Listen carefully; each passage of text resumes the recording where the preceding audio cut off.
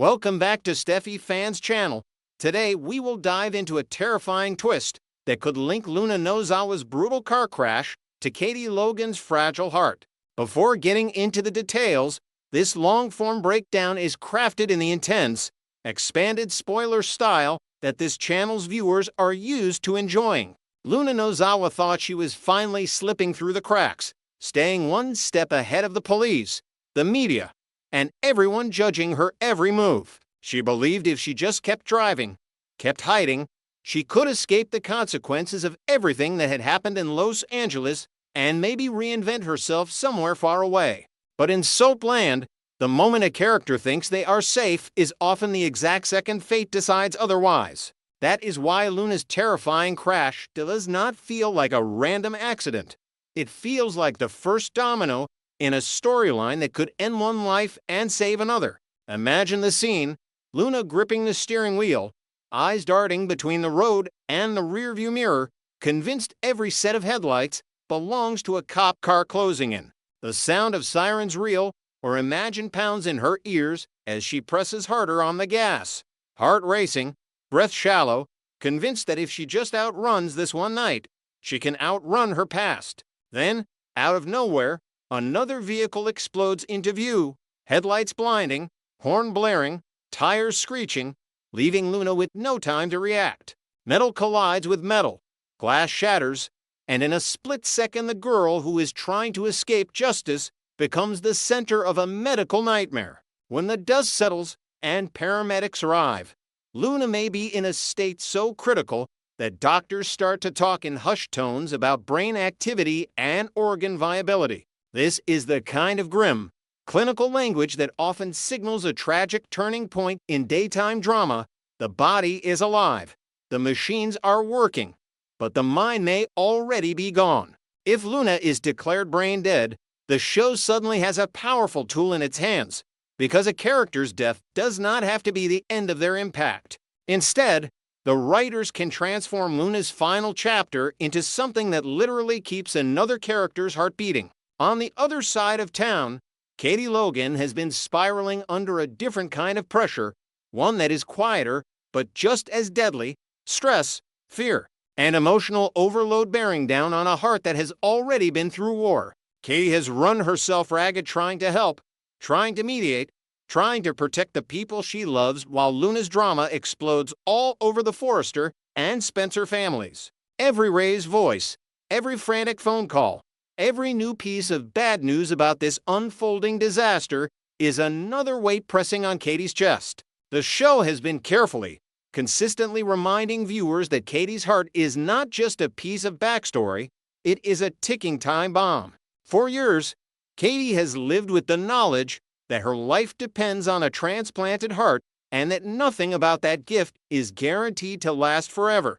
Even when she smiles or jokes about her limitations, there is always the flicker of fear behind her eyes, the sense that one bad day could push her too far. Recently, as the Luna situation has escalated, Katie has been pushing beyond her limits, rushing to help, getting emotionally entangled, ignoring warning signs, and refusing to rest when she clearly should. In a soap, that pattern is never accidental.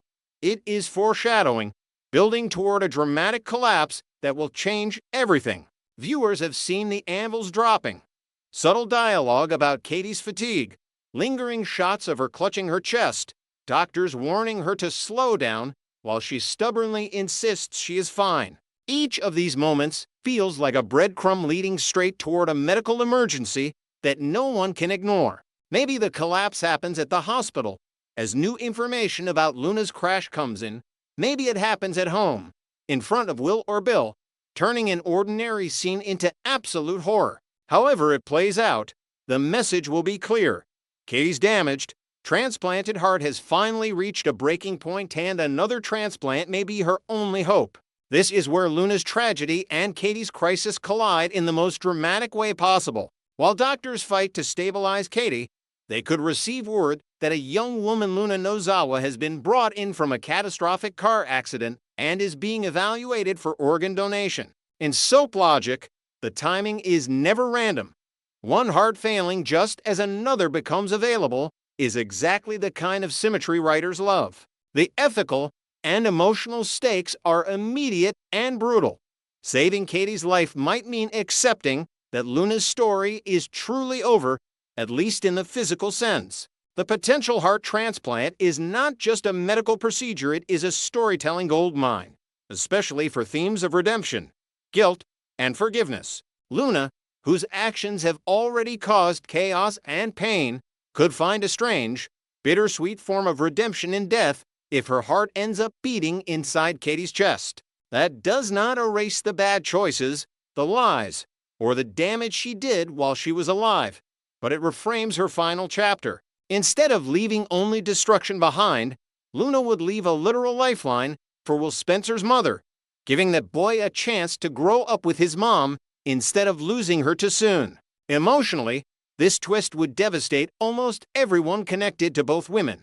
RJ, who once loved Luna and believed in her better nature, would be shattered by the idea that the girl he cared about is gone, but that part of her now lives on inside Katie. Bill would be torn between rage at the circumstances that nearly robbed his son of a mother and gratitude that a donor heart appeared in time to save Katie's life. The Logan sisters would be forced to confront how much they are willing to accept this miracle, knowing it is built on the wreckage of another young woman's life. The moral questions would be messy and fascinating. Does Katie feel guilty every time her heart monitor beeps, knowing that the organ keeping her alive once belonged to Luna? Does she feel haunted by the idea that her survival is linked to someone whose actions she may have judged harshly, even hated at times? Or does Katie lean into the idea that Luna's final act, whether chosen or not, was to give another person a second chance at life, and therefore try to live in a way that honors that sacrifice? The writers could explore survivors' guilt, spiritual questions, and the psychological weight of carrying another person's heart. From a character standpoint, the storyline could also reshape how people remember Luna. Instead of being talked about only as the girl who caused trouble, ran, and ended up in a fatal crash, she would also be remembered as the donor whose heart kept a beloved character alive. Will, as he grows older, might be told that his mother is alive because of a young woman named Luna, and that knowledge could soften how the next generation views her legacy. The show could even revisit Luna in flashbacks, dreams, or visions as Katie struggles to adjust, keeping her presence alive in a haunting, poetic way. At the same time, nothing about this direction would guarantee an easy, happy ending. Heart transplant stories in soaps are rarely smooth. Rejection scares, complications, and emotional fallout are standard beats in this kind of plot. The writers could put Katie through a gauntlet of medical crises even after the surgery, keeping fans on edge about whether Luna's heart will truly take or whether Katie's body will fight it. That uncertainty would keep tension high while also giving space for deeply emotional scenes between Katie, Bill, Will, and the rest of the Logan and Spencer clans. In the end, the possibility that Luna's heart might be the key to saving Katie Logan from a fatal outcome is exactly the kind of high-stakes, morally complicated twist that The Bold and the Beautiful thrives on. It ties together tragedy and hope, punishment and redemption, loss and survival, all in one storyline that could dominate the canvas for months. Whether the show fully commits to this path or just flirts with the idea, viewers should watch every hospital scene, every mention of Katie's heart, and every update on Luna's condition, because all the signs suggest something huge is coming.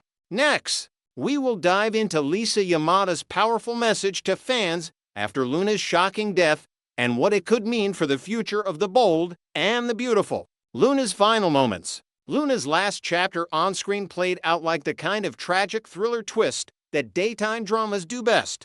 After staging a daring breakout from prison using a laundry cart and pure desperation, she raced for freedom, grabbed one stolen moment of comfort with Will Spencer at the beach house, and then ran straight into fate in the form of an oncoming car that ended everything in an instant. Deputy Chief Bradley Baker later stepped in as the voice of cold reality, informing the characters and the audience that Luna had been killed, turning what looked like a narrow escape storyline into a permanent farewell and leaving fans reeling at how quickly hope had flipped into irreversible loss. The fact that viewers never actually saw Luna's lifeless body on screen only added to the eerie, unfinished feeling of the episode, as if the show intentionally wanted her exit to hover between brutal finality and the kind of ambiguity that soap fans know can come back to haunt the canvas for years. Lisa Yamada's emotional goodbye. In the aftermath of that episode airing, Lisa Yamada took to social media to say goodbye in her own voice, sharing a collection of behind-the-scenes clips and photos that pulled the curtain back on Luna's journey and revealed just how intense the experience had been for her personally. Instead of a simple thank you, she described months of filming where her work involved tears, emotional breakdowns, physical stunts, and complicated relationships, but also deep friendships with cast and crew and memories she clearly plans to hold onto long after the character's death, framing the whole experience as a wild, unpredictable ride she was grateful to take. That tone matters because it shows Lisa looking at Luna not just as a villain who caused chaos, but as a layered role that challenged her as an actor. And her post reads like a love letter to the show's world of high fashion, family feuds, and over-the-top drama that has made the bold and the beautiful a global daytime staple since the late 1980s. Praise from B&B insiders. Lisa's farewell wasn't the only voice in the conversation, as key people behind the scenes quickly stepped into her comments to make it clear that Luna's impact went far beyond a single storyline.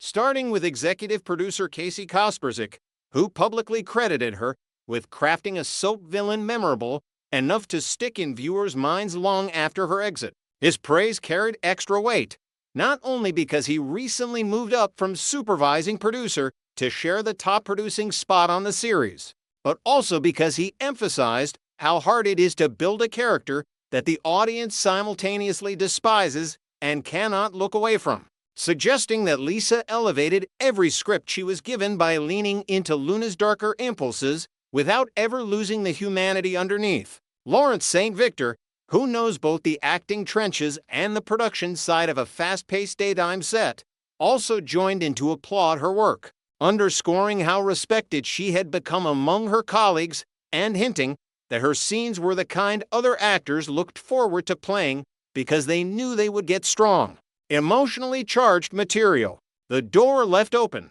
Even as fans were processing the news that Luna had been pronounced dead, the way the episode was structured practically invited speculation, because the audience only heard Baker's official report instead of watching a hospital death scene, a morgue identification, or even a final goodbye at the crash site. And longtime viewers know that off-screen deaths are one of the easiest things for a soap to undo later. That possibility gained even more fuel when a co-star joked online that Luna should come home because the fictional kids missed her, and Lisa's flirtatious reply essentially warning them not to get too settled without her felt less like an actor closing the book and more like someone knowingly teasing the genre's favorite trick of bringing characters back from the grave through mistaken identity, secret rescues, or elaborate cover-ups. In practical terms, the writers have given themselves multiple escape hatches. Luna could be revealed to have been misidentified after the crash, whisked away into a protective custody program, or hidden by an enemy who wanted the world to believe she died. And because soaps like B&B have a long history of resurrecting supposedly dead characters when the timing is right, Luna's death may ultimately function more as a pause than an ending. Fallout for the story. Regardless of whether Luna stays gone or eventually reappears, the immediate narrative fallout on the show is poised to be messy and emotionally heavy, because her death doesn't just remove a scheming antagonist, it leaves a crater of guilt, anger, and trauma for everyone who crossed her path. From Will Spencer dealing with the memory of their last stolen moment at the beach house to the law enforcement side of the canvas questioning whether the pursuit that drove her to run so recklessly could have been handled differently. Luna's actions before her escape guaranteed that she would not be mourned as a simple victim, and that moral gray area gives the writers plenty of room to explore conflicting reactions some characters may secretly feel relieved that her reign of chaos is over, while others may be haunted by the idea that, for all her crimes, she was a young woman who might have been redeemable if someone had reached her in time. As the show moves forward, the combination of Lisa Yamada's heartfelt goodbye, the cast and crew's open admiration, and the intentionally ambiguous way Luna was written out practically guarantees that her shadow will hang over the story for months to come. And if the creative team ever decides it is time for another back from the dead shocker, Luna is perfectly positioned to storm back into Los Angeles with new secrets. Next, we will learn about the shocking mystery surrounding Luna Nozawa's disappearance from the bold and the beautiful, and what it could mean for the show's future. This expanded spoiler breakdown will dive into why Luna vanished, why her baby might still be alive, and how her dramatic return could blow up Will Spencer and Elektra Forrester's happily ever after right at the altar. Luna's sudden disappearance. Luna does not just quietly leave town, she vanishes under the cloud of a crime, suddenly treated like a fugitive who has been involved in a tragic accident and possibly struck by a car, leaving everyone in Los Angeles wondering whether she is dead, hiding, or being helped by someone powerful behind the scenes. In a single storyline move, the writers have taken a young woman who was once at the center of a messy love triangle and turned her into an off-screen mystery. The kind of character whose empty apartment, unanswered phone, and abandoned belongings become clues that RJ, Poppy, and even Bill could obsess over as they each blame themselves for pushing her too far. The longer she stays missing, the more space the show has to build tension.